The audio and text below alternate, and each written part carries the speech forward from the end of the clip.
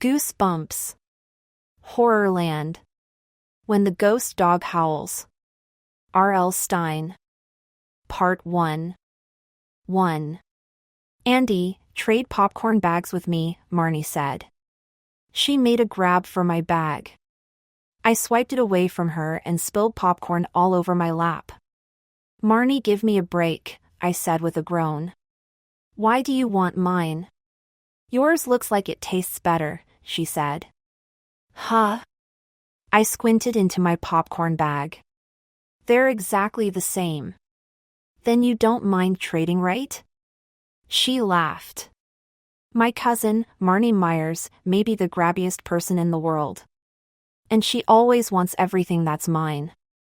But at least she has a sense of humor. I like her laugh. She's 12, the same age as me.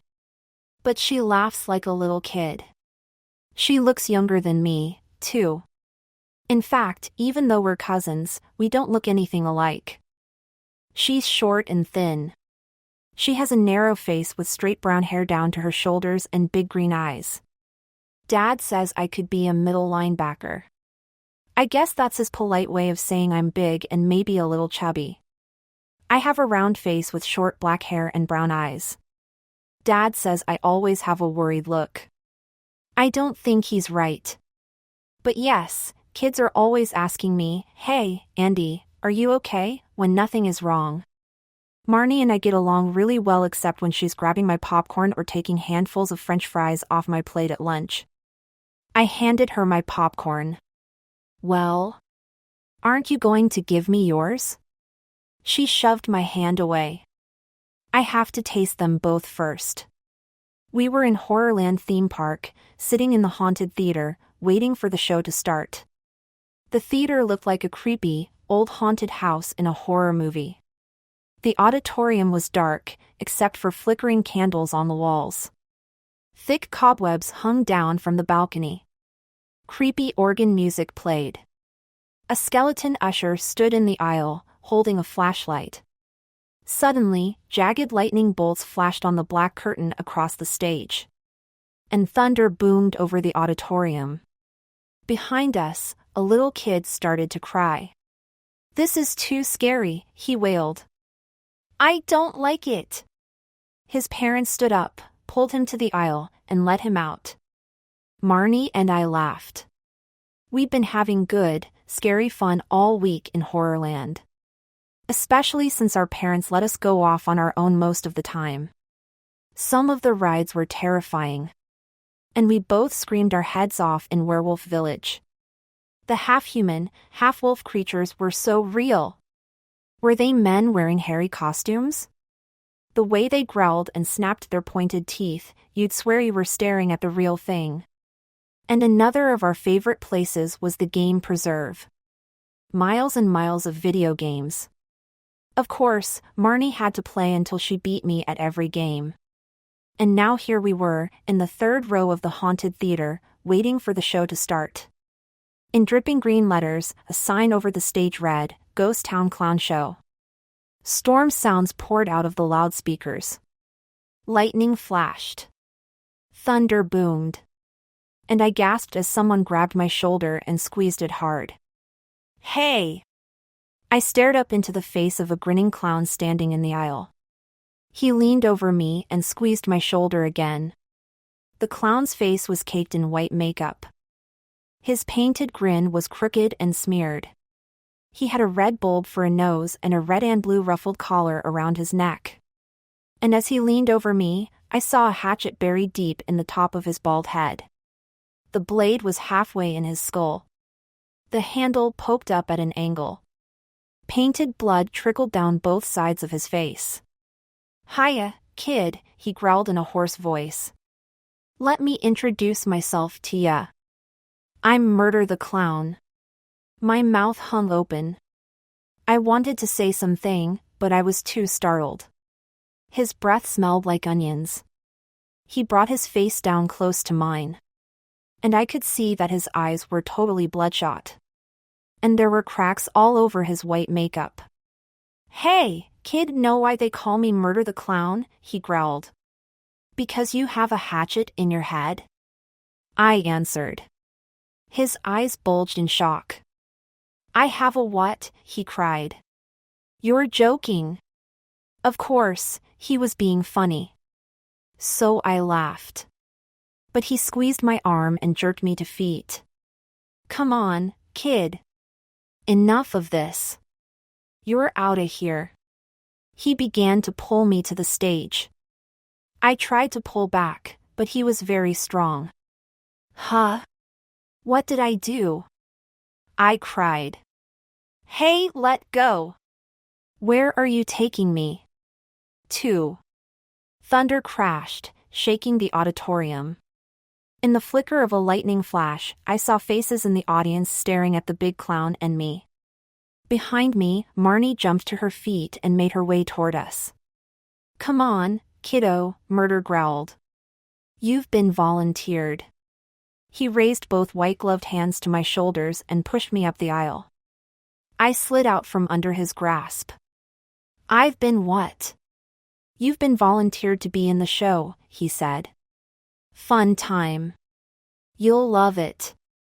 Maybe you'll win a prize. What size clown costume do you wear?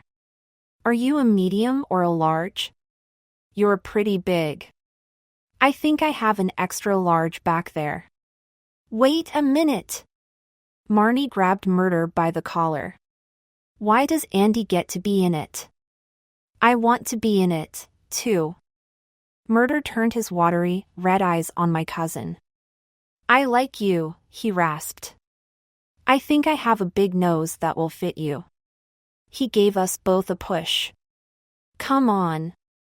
We don't want to make the zombie clowns late for their meal. Know what they're having for lunch today? No. What? I asked. You. I didn't want to do this. No way. I'm kind of shy. Marnie was a lot more excited about going on stage than I was. But a few minutes later, there we were in our red and white polka dot clown costumes. I had a big pillow tucked in my front to make me look fat and a stiff yellow wig that stood straight up in the air like a broom. Marnie wore enormous platform boots that made her about 8 feet tall. She had an ugly red smile smeared over her white face. Along with her polka dot costume, she wore a pointy red striped hat tilted on her head like a dunce cap. Break a leg! Murder whispered. He raised his big gloved hands and shoved us out onto the stage. The show had already started. The lights were dim. Creepy music played. A ghostly fog billowed all over the stage. Scary-looking clowns in drab black and gray costumes were doing handstands and somersaults in the fog. Marnie and I were the only ones wearing bright colors. As I stumbled on stage, I saw a clown with a skull instead of a face. His ugly clown smile was painted in bright red lipstick on the skull. Beside him, I saw a sad-looking clown dressed in rags. He kept moaning and pulling out hunks of his curly hair. The audience cheered as the clowns started to juggle. What were they throwing back and forth? It was hard to see in the fog. Were those shrunken heads they were tossing? The clown with the skeleton face pulled Marnie and me into the circle of ghost clowns. Someone tossed me a shrunken head. That's my Uncle Herman, he shouted. Toss him back. The head felt soft and warm. I tossed it back to the clown. Soon, Marnie and I were tossing the heads around with the other clowns. Faster and faster, till the audience cheered. You're doing great, kids, Murder the clown called from the side of the stage. But then I saw something that made me gasp. And that moment is where the fun ended and the terror began. 3. In front of the stage, a fat clown was waving his hands at the audience. Suddenly, his hands vanished, and he waved with bony stubs. Then the hands returned. Then just fingers floated on the ends of his arms. As I stared, the hands kept appearing and disappearing. Was the fog playing tricks on my eyes? I turned to see what Marnie was doing and saw a bald clown with sad black eyes lift his head off his neck. He tossed it across the stage to another clown. Hey! I let out a cry. I gaped at the clown's stub of a neck poking up from his ruffled collar. The second clown tossed the head in the air and it floated above the stage. It bobbed high above us and didn't come down. My heart started to pound. Is this really happening? Marnie put her hand on my shoulder.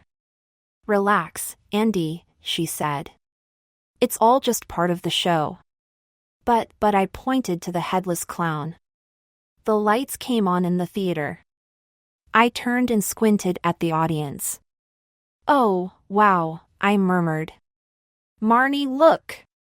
I grabbed my cousin by the shoulders and pointed. When we were sitting out there, the theater had been filled with normal people. Kids and families. But now, some of the people in the audience looked like creatures from a horror movie. I saw rotting faces with missing eyeballs. Heads with patches of hair torn away and bare skull poking out at the top. Missing arms. Open, toothless mouths with thick gobs of drool pouring over decayed chins. Shirts torn open and bloody guts dangling down. They look like ghouls. I cried. Ghouls and zombies. And as I stared, the ugly creatures pulled themselves to their feet and began to push their way into the aisles. People screamed. Kids were crying. Some of the normal people grabbed their belongings and hurried to leave. The auditorium filled with frightening moans and groans. The ugly creatures staggered toward the stage, eyes shut, arms stretched stiffly in front of them. Marnie and I froze, watching in terror as the ghouls lumbered toward us. I stared into the dark, empty eye sockets of a grinning skull, a ghoulish woman covered in crawling spiders. She tore out clumps of her hair as she staggered toward us. No! I spun away. My eyes swept over the clowns. They, the empty stage. Marnie, all disappeared. Marnie and I were alone up there. Bony green hands grabbed the edge of the stage. And then one of the creatures swung himself up. Groaning, moaning, they were all hoisting themselves onto the stage. Holding on to my cousin, I took a trembling step back. And heard the frightened voice of Murder the Clown from somewhere backstage. Malfunction! Malfunction, he screamed. Something is wrong. Can't anyone shut them down? The zombies are out of control. His terrified cry sent a chill down my body. I could tell it wasn't an act. The clown was really afraid. More ghoulish creatures climbed onto the stage. Their heavy shoes scraped the floor. They moaned as if they were in pain. As they staggered forward, their eyes were locked on Marnie and me. Their hands were outstretched, reaching for us. We took another step back. I gazed around frantically. Marnie, the stage door. We both took off toward the back wall. A narrow wooden door stood in the corner. I grabbed the handle. Twisted it and pulled. It's locked. I cried. 4. I gripped the knob with both hands and shook the door with all my strength. It wouldn't budge. The hideous, decaying creatures staggered closer. The air suddenly smelled like rotting meat. Glancing down, I saw a trail of yellowy slime on the floor. Marnie pounded both fists on the stage door. Open up, she shrieked. Open up! Can't anybody help us? A green-skinned ghoul, eyeballs rolling crazily in his head, stepped close. He rubbed his scrawny belly. Feed! Feed, he groaned. He raised 2 fingers to his mouth and made loud slurping sounds, pretending to eat. As they formed a ragged line in front of us, the others took up the terrifying cry. Feed! Feed! Feed! Marnie and I had our backs pressed against the brick wall at the rear of the stage. As the disgusting creatures chanted and rubbed their bellies, we began to edge to one side. Feed! Feed! Slowly, we tried to slip away from them, sliding our feet silently over the floor, our backs pressed against the wall. Hey! I uttered a cry as I tripped over something and stumbled to my knees. A big spotlight. As I fell over it, the bright light flashed on. Right into the eyes of one of the ghouls. He groaned and raised his bony arm to shield his eyes. I grabbed the light by its sides. I raised it and aimed it at another green-faced ghoul. He shrank away from the blinding brightness. I kept the light on him till he backed away. My whole body trembling, I struggled to hold the big spotlight steady. I swept it over the line of moaning ghouls and zombies. Feed. Feed. Feed. They tried to shield their eyes. In the circle of bright light, they appeared to shrivel and shrink. Moaning in pain, they staggered back. Keep it on them, Marnie shouted. It's working. Keep the bright light on them. I gripped the sides of the spotlight tightly. Could I keep the ugly creatures away till help arrived? I gasped as the light flickered and went out. Darkness fell over the stage. The ghouls uncovered their eyes and pulled themselves up. They shook themselves. I saw an arm fall off and thud to the floor. They began lurching toward Marnie and me again. They picked up their chant. Feed. Feed. Struggling to breathe, I shook the spotlight as hard as I could. No. It was dead.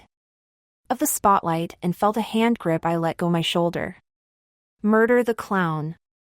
This way, he growled. He pulled out a key and opened the stage door. Then he tugged Marnie and me through it. And slammed the door hard behind us.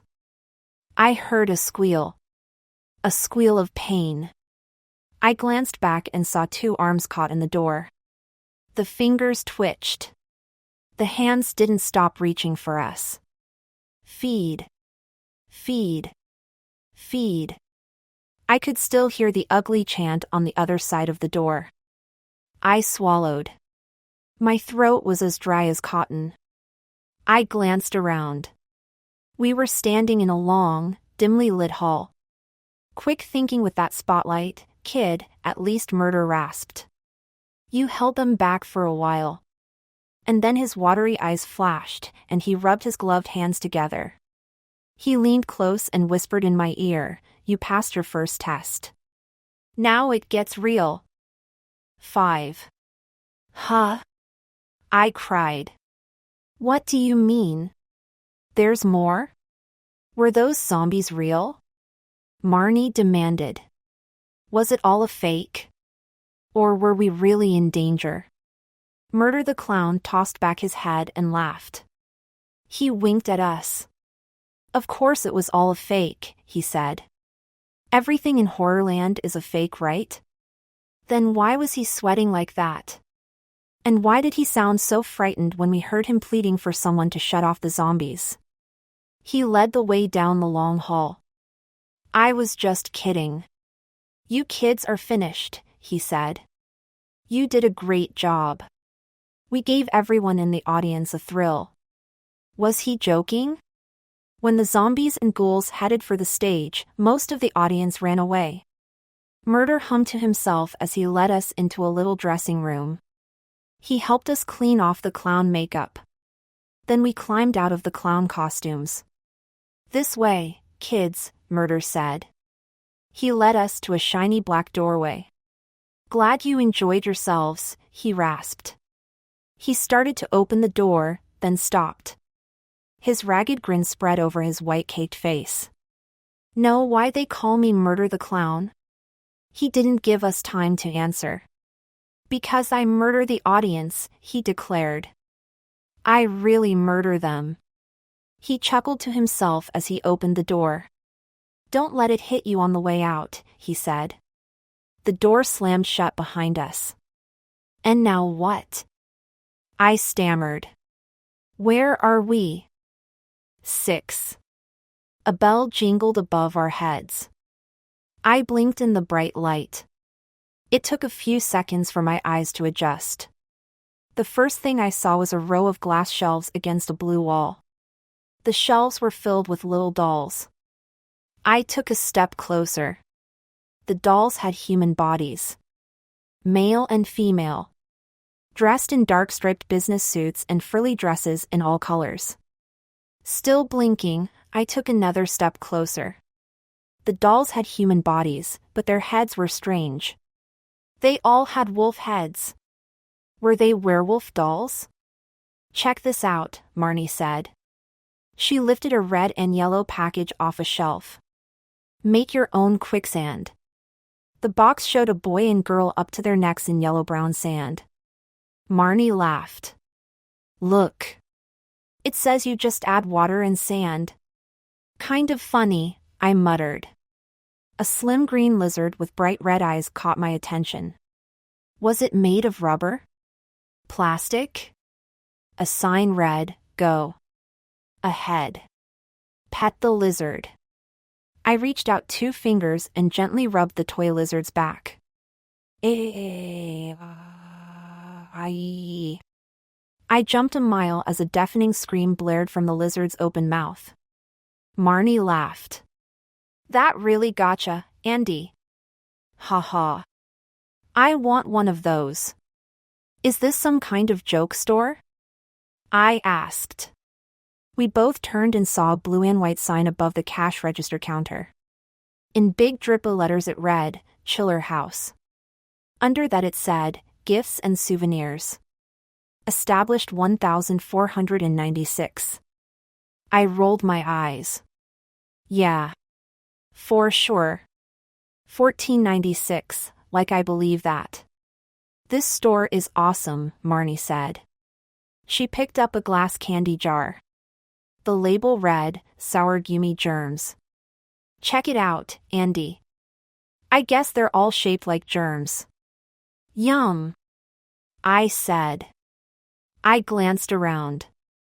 It was a small store. But it had shelves from floor to ceiling on every wall, and display counters and shelves stacked high in the middle of the room. Things were piled everywhere. There was barely room to walk. All the shelves were jammed. With toys, and candy, and dolls, and scarves, and masks, and t-shirts, and all kinds of junk. Marnie and I were the only customers. I didn't see anyone behind the cash register. I picked up a box with a huge gorilla on the front. It said, Inflatable 800-pound gorilla. I set it down next to a giant shark jaw. Anyone home? Marnie called. Silence. She cupped her hands around her mouth and tried again. Anyone here? Is the store open? I heard a rustling sound from somewhere behind us. Then I heard footsteps. A man stepped out from behind a stack of boxes. I blinked. He was big and balding, and he looked a lot like the drawing of Benjamin Franklin in our history textbook. Or maybe the old guy on the Quaker Oats oatmeal box. I mean, he looked very old-fashioned. He had little square eyeglasses perched low on his long pointed nose. He had pale blue and thick white eyebrows. His thinning gray hair was swept back on his broad pink forehead and was scraggly in the back. He wore a dark suit with a vest under the jacket. A roughly white shirt and a black bow tie, big and loosely tied. Hello. Welcome, he said. He had a croaky old man's voice. When he smiled, a gold tooth gleamed in the side of his mouth. He rubbed his hands together as if he were cold. He had long, slender fingers. I saw a sparkly blue jeweled ring on one hand. He stepped out from behind the boxes. He studied us over the rims of his square eyeglasses. Welcome to Chiller House, he said. Allow me to introduce myself. I'm the owner of this shop, Jonathan Chiller. His gold tooth flashed again. Cool shop, I said. Is that a real shark jaw? He kept rubbing his long hands together. It's hard to say what is real and what isn't real, he replied. He picked up a pink animal hoof and dangled it by the little chain attached to it. Is this a real lucky pig's foot? Or is it a fake? He tossed it to Marnie. I guess it comes down to what you believe. Marnie examined it. Well, it wasn't lucky for the pig, she said. Chiller's smile tightened across his face. He turned to me. I see you're interested in the inflatable 800-pound gorilla. I have a good air pump to go with it. It only takes a few days to inflate it. I shook my head. I don't think my room is big enough, I said. This would make a nice gift for someone, Chiller said.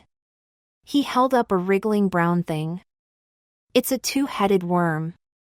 It's alive. I have plenty of worm food you can buy for it. Yuck, Marnie said, making a face. Something caught my eye on a high shelf. I pulled it down. A large animal tooth on a leather cord. Is this from a jungle animal? I asked. Jonathan Chiller raised both hands, as if saying stop. That's not really for kids, he said. You might want to put that back on the shelf. I stared at the tooth. Why? It has powers you may not want to unleash, Chiller whispered. 7. The tooth fell from my hand. I caught it by the cord. Marnie laughed. Chicken, she muttered. It isn't a joke, Chiller said. He took the tooth from me. He polished it with one finger. The yellowish tooth had to come from a very big animal. It was nearly as big as my thumb. It was flat on the top except for a slender dent in the middle. It came down to 2 sharp points. Is it a tiger's tooth? I asked. Chiller shook his head. He pushed his tiny glasses up on his nose. I'll tell you the history of this tooth, he said in his croaky voice. He began his story, rubbing the tooth as he talked. This tooth is more than 300 years old. It comes from a tiny highland village in Scotland. The people of the village were fishermen and sheep herders. Their village was a cold, bleak place. It was winter there 6 months of the year. They were cut off from the rest of the world and very superstitious. One day, an unusual dog wandered into the village. The dog was a blue curlew hound. I know you've never heard of it. It was a rare breed of Scottish wolfhound. The hound's fur really was a dark shade of blue. The villagers didn't like a stranger in their village, especially a stranger with blue fur. And then bad things started to happen. The lake suddenly stopped giving up fish. And the sheep began dying from an unknown disease. They blamed it on the dog. They claimed the dog was enchanted and had brought the bad luck to their village. They tried to chase the dog away, but it wouldn't leave. They were afraid to kill it because of its evil powers. The desperate villagers sent for a sorcerer who lived nearby. They offered him the best house in the village if he could rid them of the dog. The sorcerer tried several spells to make the hound vanish. But the vanishing spells all failed. Finally, the sorcerer tried a different kind of spell. He cast a spell to make the hound lose all its teeth. He believed that would take the dog's power away. But the spell wasn't powerful enough. The dog lost only a single tooth. As the sorcerer watched, the dog uttered a howl of surprise. And then it turned and ran away. It wasn't seen again. People began catching fish once more. The sheep stopped dying. Good luck returned. The sorcerer was a hero in the village. He stayed in the best house, high on a green hill overlooking the lake. The sorcerer kept the tooth as a good luck charm. To his surprise, he discovered that it could grant wishes. The tooth made him famous. Highlanders came from distant villages to have their wishes granted. Poems were written about the sorcerer and songs were sung. His story ended on a stormy, cold night. As the rain poured down, villagers heard horrible howls and cries from up on the hill. A flash of lightning lit up the sorcerer's cottage. Several villagers braved the rain to run up there. They found the tooth in a puddle of rainwater. And they found the sorcerer dead. Torn to pieces. And then the villagers saw dog footprints in the mud surrounding the sorcerer's house. They knew that the blue curlew hound had returned for its revenge. Chiller dangled the tooth in front of us. Marnie and I gazed at it silently. I guess we were both thinking about the incredible story. I spoke up first. How did you get the tooth? Chiller shrugged. His heavy suit made a scratchy sound.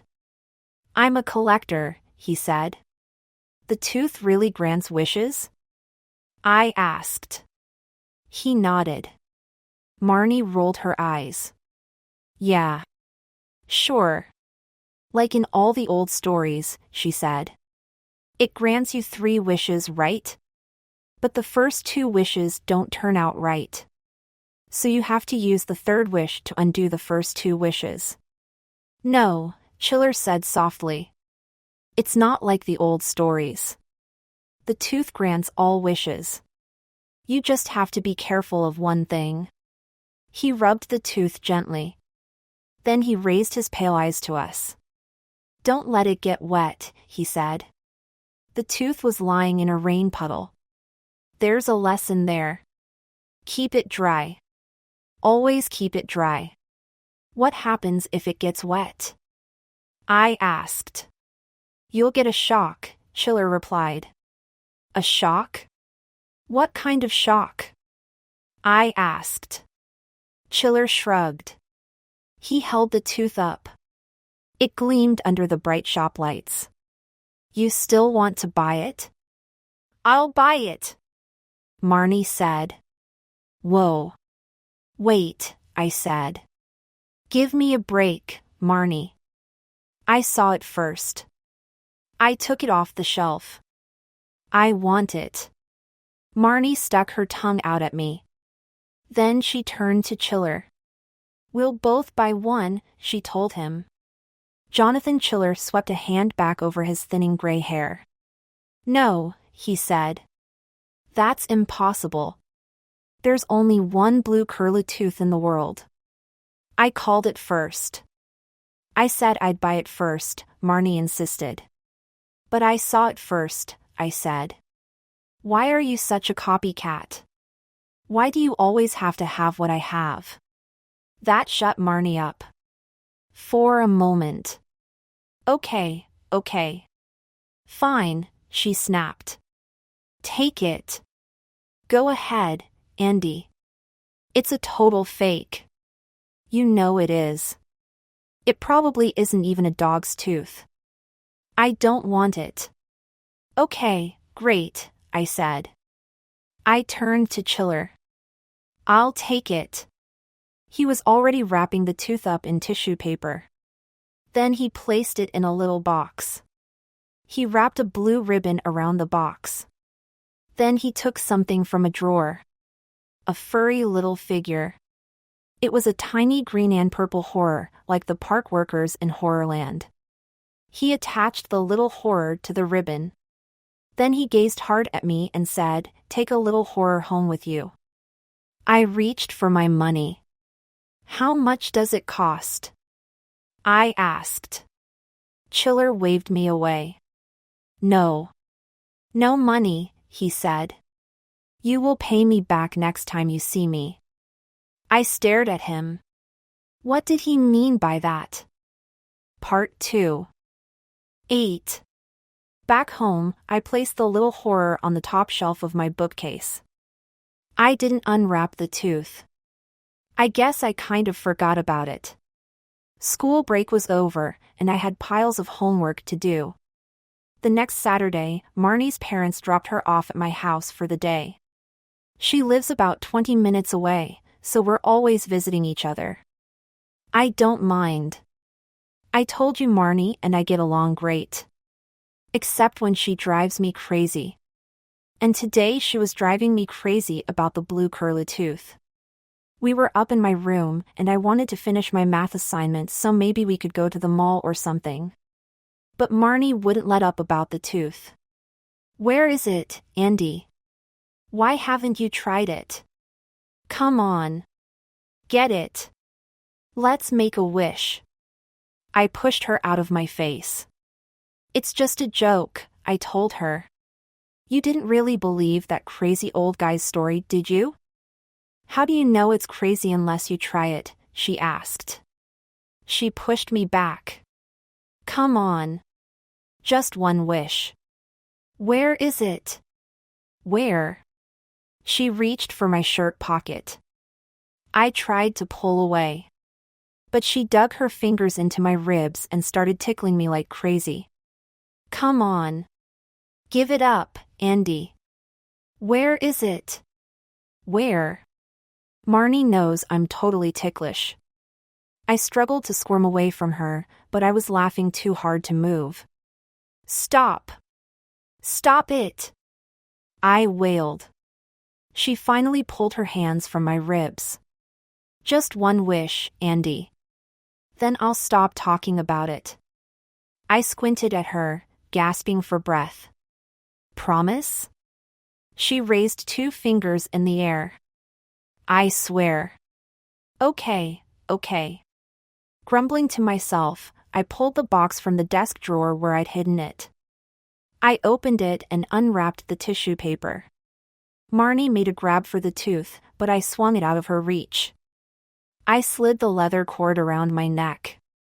Then I adjusted the big tooth on my chest. Marnie shut her eyes. Let's think. What should we wish for? I squeezed the tooth in one hand. We stared at each other, thinking hard. Downstairs, I heard my parents' voices. They were talking about dinner. Without thinking, I said, I wish we could go out for dinner. Mom's cooking is, disgusting. Before Marnie had a chance to answer, Dad's deep voice rolled up the stairs. Andy, are you ready? We're going out to the burger basket for dinner. Yes. I pumped my fist in the air. Marnie's mouth dropped open. Andy, you made a wish. And it came true, she said breathlessly. I blinked. Huh? Marnie grabbed the tooth and squeezed it in her hand. I wish I could go to the burger basket with you, she cried. And Dad called up the stairs, Marnie, would you like to come with us? We were both so stunned, we burst out laughing. Is everything okay up there? Dad called. No problem. We're coming, I shouted. The tooth, it works, Marnie said, staring hard at it. You squeeze it in your fingers and make a wish. And it works instantly. I shook my head. It had to be a total coincidence. Don't make a big deal about it, Marnie. I started for the door. But she grabbed me and spun me around. Let's make a big deal, she said. Let's make a big wish. Something crazy. Not now, I said. Mom and Dad are waiting for us. She ignored me. Let's see. She murmured. I wish. I wish. I clapped my hand over her mouth. I squeezed the tooth. I wish Dad got a huge, brand new red Escalade. I exclaimed. Marnie shoved my hand away. Good one, she said. Let's see if it came true. We raced down the stairs. At the bottom, Marnie tripped me, and I nearly fell on my head. What's the rush? Are you two starving? Mom called. We ignored her and hurtled to the front door. I held my breath. Was the tooth for real? Would there really be a new Escalade in the drive? I pulled open the front door and leaped onto the stoop. My eyes swept up and down the driveway. No. No new car. And then behind me, Marnie screamed, I don't believe it. 9. She grabbed my head with both hands and turned it to the street. I uttered a cry when I saw a brand new red Escalade parked at the curb. That's no way. That's impossible. I stammered. Dad came up behind me. He had a big smile on his face. Like it? Well, yeah. I blurted out. The dealer is so desperate to sell it, Dad said. He's letting me test drive it for a few days. Marnie and I stared at each other. We were practically bursting. So far, the tooth had granted 3 wishes out of 3.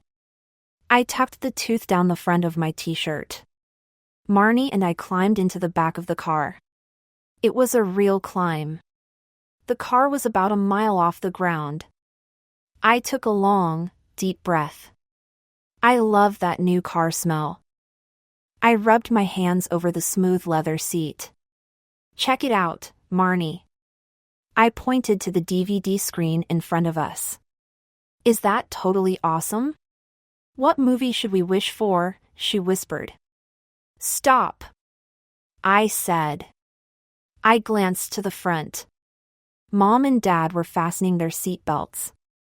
Not another word about the tooth, I whispered. Marnie stuck out her tongue. Andy, don't you realize how incredible this is? She whispered back. We can have anything we want. Anything! Why do you keep saying we? I demanded. Did you forget? It's my tooth. I know it. So big deal. So stop saying we, I said. I know you. You'll start making wish after wish, and I won't get a word in. Mom twisted her head to the back. What's that about wishes? She asked. What are you two arguing about? Nothing, I said. We wish we could decide whether to get fries or onion rings. Mom laughed. Why don't you get both? Marnie poked me in the ribs. See, she whispered. Another wish came true. We sat in a big booth at the Burger Basket. Mom and Dad sat across from Marnie and me. My dad is a clothing store manager, and he's a very calm, very serious person. But tonight he was totally psyched. All he wanted to talk about was the Escalade. I'm not sure we need such a huge thing, Mom said. Sure, we do, Dad insisted. Look how easy it will be to drive the soccer team. But I'm not on the soccer team. I chimed in. You might get on the soccer team sometime, Dad argued. Good one, Dad. Of course, Marnie and I were psyched, too. We were totally excited about the tooth. We were both bursting to tell my parents. But we both knew we had to keep it secret. My parents don't have the greatest imaginations. If they thought I was getting crazy ideas about this big tooth I was wearing, they would definitely take it away from me. The waitress took our order. Marnie and I both got fries and onion rings. Suddenly, my parents jumped up. They saw some friends across the restaurant. They slid out of the booth and hurried over to say hi. As soon as they were gone, Marnie stuck out her hand. Quick! Pull out the tooth. No way, I said. They'll be back here in a second. She wriggled her fingers toward me. I'll tickle you. I really will. I let out a long sigh. I pulled the tooth from under my shirt. Marnie grabbed it. I wish they bring me twice as many French fries as you, she said. Nice, I muttered. I took the tooth back and tucked it away.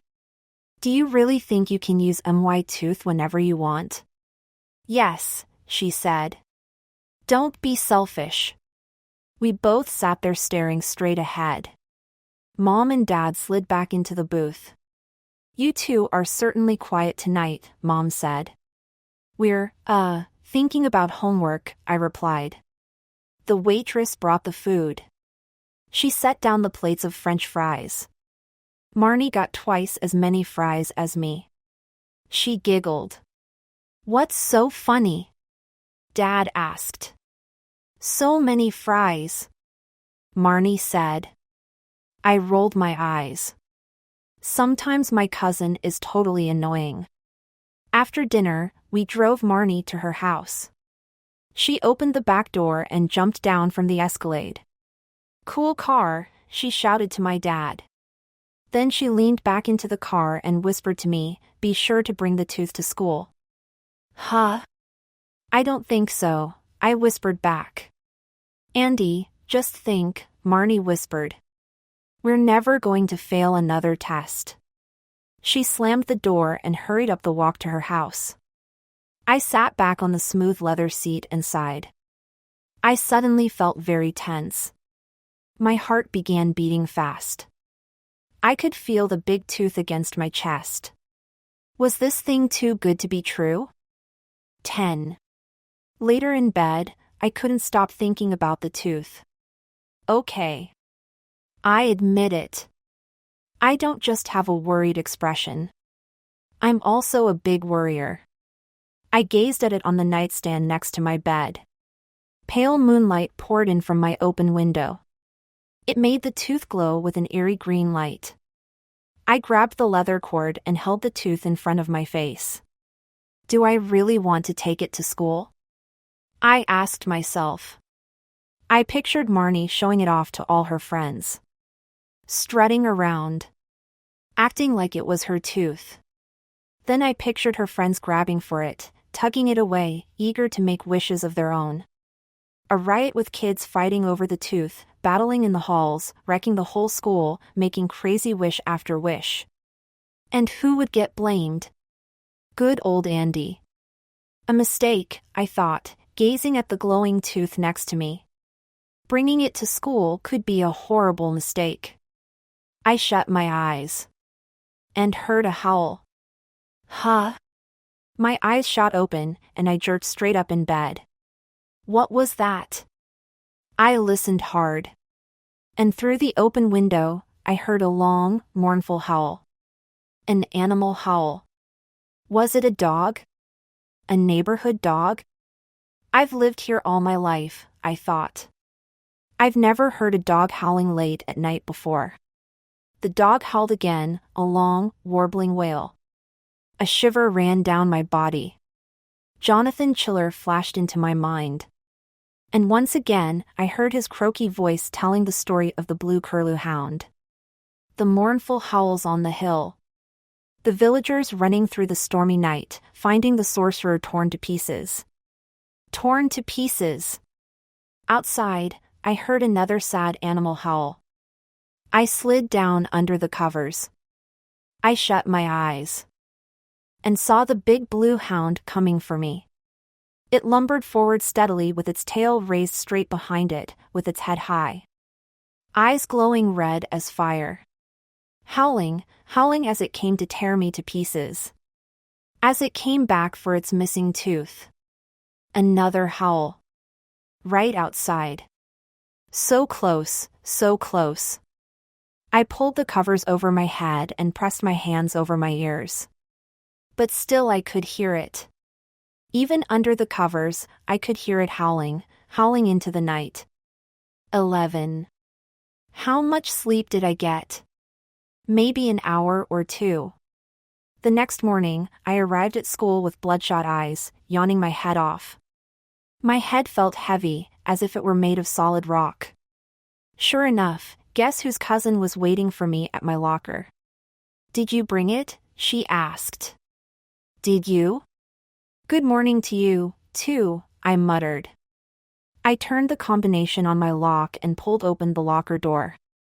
I'm not going to make a wish or anything, Marnie said. I just want to show it to Judy. I knew it. The bell is going to ring, I said. I squatted down to pick up books from the bottom of my locker. Did you bring it or not? Marnie demanded. I stood up and closed the locker. Yes, I brought it, I said. It's under my shirt, but dash. Some kids were watching us. I grabbed Marnie's arm and pulled her around the corner, out of sight. What's the big idea? She said. SSHHH. I raised a finger to my lips. Listen, Marnie, this is serious. I mean, really.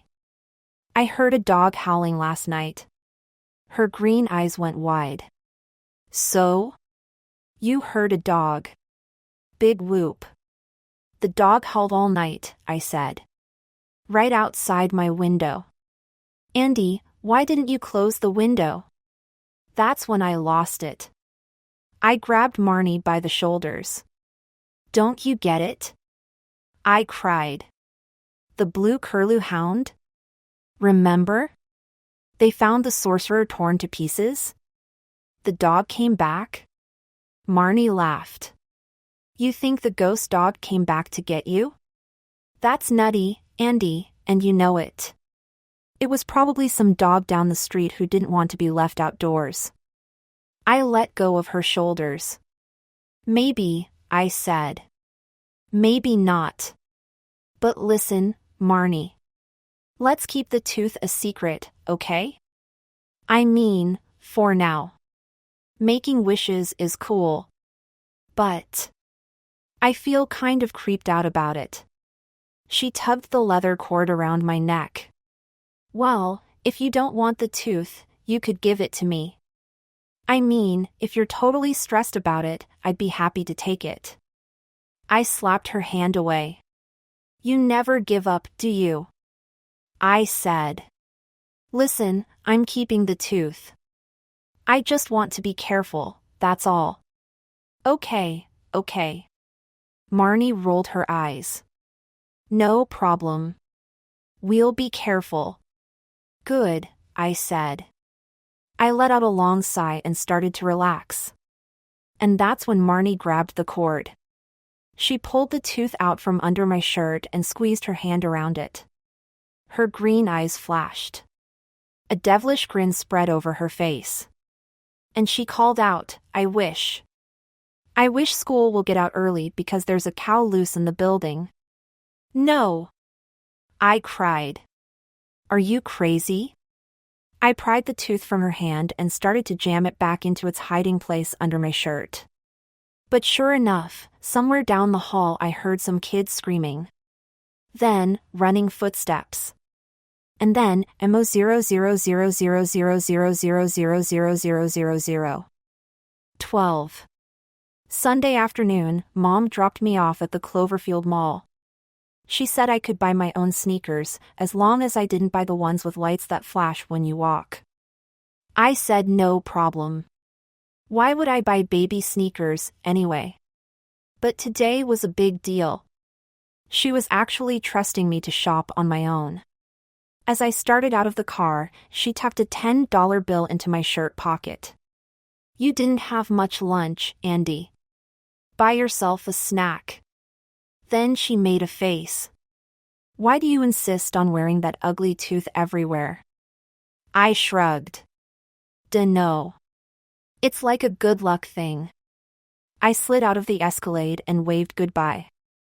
I had no way of knowing that the tooth would not bring me good luck that day. The mall was really crowded. A high school band was playing in the rotunda. And across from it, a big mob gathered around a totally awesome sports car being auctioned off. I tried to push my way to the front to get a better look. But I felt a hand on my shoulder. And a familiar voice said, "Why don't you trade the Escalade for the cool sports car?" I let out a groan. Marnie, how did you know I'd be here? I asked. Marnie wore a pale blue sweater and a short denim skirt over blue tights. She had a blue headband in her brown hair. She grinned. I'm psychic, she said. Didn't you know I can read minds? Really? What am I thinking right now? I demanded. She closed her eyes and concentrated. You're thinking you want to use the tooth to get me all kinds of cool stuff at the mall today. I burst out laughing. I'm serious, she said. She had her eyes on the tooth. Let's see what we can wish for. Let's not, I said. I turned and started walking toward Shoe Universe. She hurried after me. Andy, you're no fun. We haven't had any fun at all with the tooth, she complained. Stop saying we, I said. She made a pouty face. Okay, okay. I don't think it should be used for fun, I told her. The tooth is serious. It's kind of scary. It's like having too much power. We could just get some little things, she said. She inhaled deeply. Those cinnamon buns smell so great. My dad says it's a trick, I said. He said they pipe that cinnamon smell out into the mall to get you to stop and buy one of their buns. I don't care, Marnie said. How about wishing for cinnamon buns? One for each of us. That's not too scary, is it? Here, I said. I pulled the $10 bill from my pocket. Mom gave me this for snacks. We can buy 2 cinnamon buns. Marnie made her pouty face again. That's a lot of fun. Not. We walked past the Cineplex. 3 teenage dudes were arguing with the girl in the glass ticket booth that they were old enough to go into some movie. It must have been R-rated. The girl kept shouting, "Just show me your ID," over and over. How about free movie tickets? Marnie asked. I shook my head. No way. I'm here to buy sneakers. Why don't you just wish for the sneakers? I want to pick them out. How about just one crazy wish, Andy? You know. Something insane. Like a cow loose in the mall. I sighed. Give me a break, Marnie. You remember, already did that and it was awesome, she said, giggling. No more cows, I muttered. Marnie took off toward her favorite store. Boutique. The sign in the window said, "So nice we named it twice." She nearly collided with 2 women pushing baby strollers. Andy, check it out. I made my way slowly up to the shop window. Marnie had her face to the glass, staring at a pile of sweaters. A little sign read, "Pure cashmere." Immature. Don't drool, I said. It's very. She shoved me hard in the ribs. I just want the blue one and the pale green one, she said. Or maybe the creamy white one. She turned to me. I'm really not into sweaters, but those are amazing. Please, Andy? It's so simple. Just make a wish for me to have 2 of them in my size. What can it hurt? I'd been pretty calm and patient. But she grabbed my shoulders and started shaking me and begging, please? Pretty please. And that's when I lost it. And I screamed, "You're driving me crazy. I wish you'd stop talking about the tooth." Marnie made a hard swallowing sound. Like she was choking. Then she moved her lips and no sound came out. What's wrong? I asked. I can't hear you. Her face turned red. I could read her lips. I can't talk. I can't talk. She couldn't make a sound, not even a whisper. I stared hard at her. You're joking, right? She shook her head.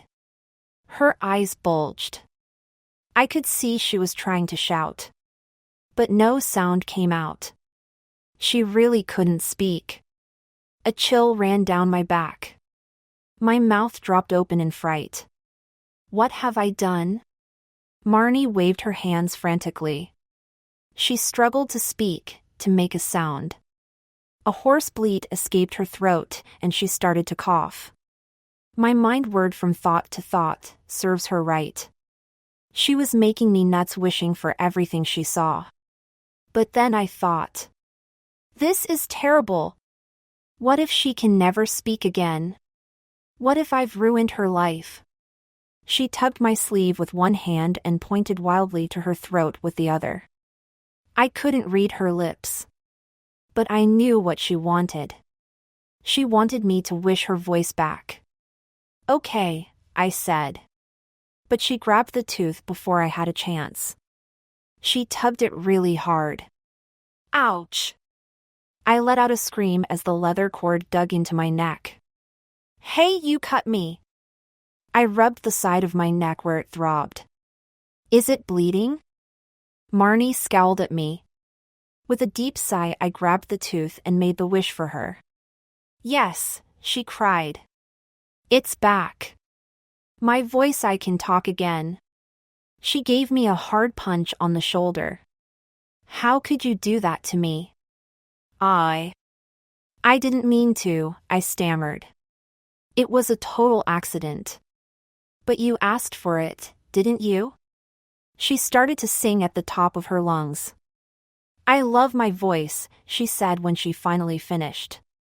It's beautiful. I pressed one hand against my neck. Look what you did to me. Is there a bruise? Is it bleeding? She tilted my head to one side. It's a little cut, she said. Just a tiny drip of blood. She wiped it with her fingers. Sorry. I didn't mean to cut you. It was an emergency. Emergency? I cried. It wouldn't be an emergency if you didn't drive me crazy with all your wishes. If. I stopped. People were staring at us. I recognized two kids from school. They were pointing at us and laughing. I spun away and started to walk. Let's go, I said. Shoe Universe is around the corner. Are you coming with me? She trotted after me. Tell you what, she said. I'll make you a deal. I shook my head. No deal. Andy, you're being a total jerk, she said. Stop trying to get on my good side, I said. One wish, Marnie said. That's all. Come on. One wish and I'll shut up. I won't even mention the tooth for the rest of the day. I turned to face her. How about for the rest of the week? Promise, she said. If we do one wish, you promise you won't say the word tooth for a week. Raise your hand and swear. I swear, Marnie said. But it has to be a good wish. Okay. Deal, I said. We were standing outside Shoe Universe. I pulled the leather cord over my head. I held the big tooth in front of me. Let me make the wish, Marnie said. She grabbed for the tooth and it fell out of my hand. Get back, I said. I leaned down. The tooth had landed in some kind of sticky puddle. It looked like orange soda. I picked it up and wiped it with my hand. Here goes, I said. Marnie's eyes flashed eagerly. She had an excited grin frozen on her face. I took a deep breath. I wish for Shoe Universe to give you and me free pairs of their absolutely most awesome sneakers. I waited. I realized I was still holding my breath. I heard a buzzing sound. It sounded like a hive of bees all buzzing at once. It took me a few seconds to realize the tooth was buzzing. And then it started to vibrate in my hand. Harder, harder, until it made my hand ache. Huh? I uttered a confused gasp. A blinding light made me shut my eyes. Marnie screamed. A white bolt of electricity roared over me. I didn't even realize I was dancing. Caught in the jolting electricity, my body twisted and jerked. My arms flew over my head. My legs did a wild jig. The loud buzzing no longer surrounded me. It was in my head now. Like 1,000 bees, buzzing, bumping against my brain, bumping me as I danced in the painful current. And then, nothing. Just silent darkness. 14. My eyes slowly filled with light. As if someone were lifting a window shade in front of my face. I heard myself groan. My head throbbed. I could feel the blood pulsing at my temples. I shut my eyes and saw flashing red lights. Andy? A voice called my name from somewhere far in the distance. The red lights faded to gray. Andy? Are you waking up? I blinked, letting in the bright light again. Why did my head hurt so much? Why did my whole body ache? I felt as if I could feel every one of my bones.